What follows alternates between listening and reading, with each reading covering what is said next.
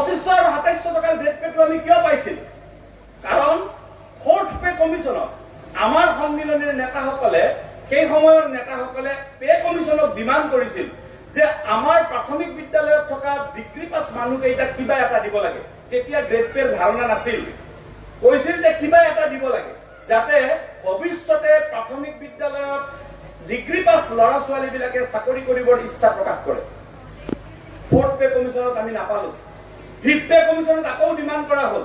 Fifth pay কমিশনৰ pay কমিশনাৰ ভাস্কৰ বৰুৱা ডাঙৰীয়াই নিদিলে, কিন্তু তেওঁ কি কৰিলে, পে কমিশনৰ ৰিপৰ্টত এটা নোট লিখি থৈ গ'ল, যাৰ বাবে ছিক্স পে কমিশনত কৰা ডিমান্ডটো আমি স্নাতক শিক্ষকসকলে কিবা এটা পাবলৈ সক্ষম হলো। কিন্তু কথাটো হ'ল এই যে ফৰ্থ পে সময়ত আমি যে ডিমান্ড লেটাৰখন দিছিল, মেমৰেণ্ডামখন দিছিল, সেইখনৰ তলফালে যিকেইজন মানুহে স্বাক্ষৰ কৰিছিল, সেই স্বাক্ষৰ কৰা মানুহজন কেইজন কিন্তু মেট্ৰিক পাছ আছিল।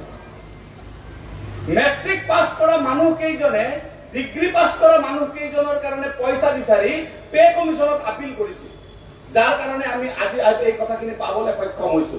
আৰু এতিয়া আমাৰ কোনোবা মহাপণ্ডিতে কয় যে সন্মিলনীৰ মানুহ 2-4জন মানুহ ইণ্টাৰমিডিয়েট আছে কাৰণে তেওঁলোকে আমাৰটো কাটি দিলে। এই ভ্ৰান্ত কথাবোৰত কোনেও বিশ্বাস নকৰিব।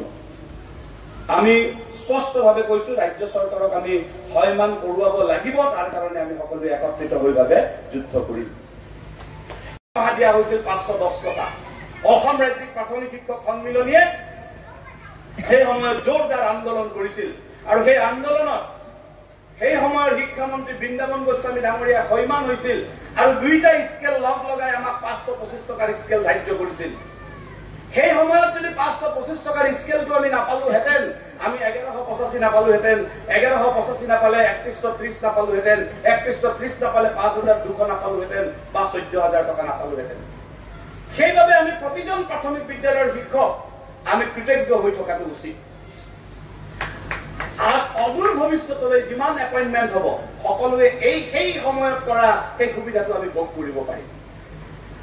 আমি স্নাতক শিক্ষকসকলে 8700 টকাৰ গ্ৰেড পে পালো। কিছুমান চকু চৰহাই লগ লাগি আমাৰ পৰা কাটি লৈ গ'ল। এটা বদনাম আছে সন্মিলনীয়ে কাটিছো বুলি, ইয়াতো নিশ্চয় আছে। সন্মিলনীয়ে আমি যুদ্ধ কৰিলো, কেছ কৰিলো, জিকিলো, কিবা হলো, কিন্তু চৰকাৰে এনামলিজ কমিটিৰ জৰিয়তে এইটো বন্ধ কৰি দিলে। আমি চৰকাৰক সন্মান নিয়াবলৈ চেষ্টা কৰিলো।